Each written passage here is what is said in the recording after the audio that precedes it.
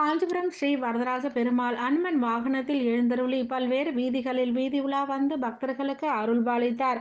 காஞ்சிபுரத்தில் உள்ள பிரசித்தி பெற்ற வரதராஜ பெருமாள் ஆலயத்தில் கொடியேற்றத்துடன் பிரம்மோற்சவம் துவங்கியது. 3ஆம் நாள் மாலை தங்க அனுமன் வாகனத்தில் சிறப்பு அலங்காரத்தில் எழுந்தருளி பல்வேறு வீதிகளில் வலம் வந்து பக்தர்களுக்கு அருள்பாலித்தார்.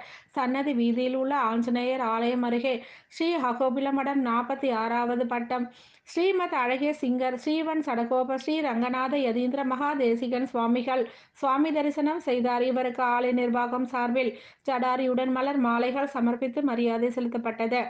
காஞ்சிபுரம் யாதவ சத்திரமுன் தலைவர் ஆனந்த் யாதவ் தலைமையில் அன்னதானம் வழங்கப்பட்டது.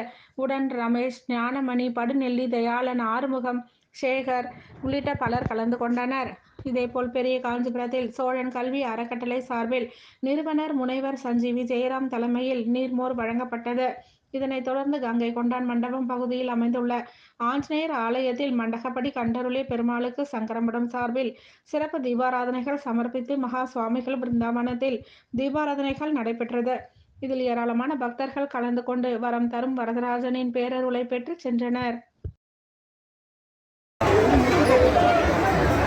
Hey,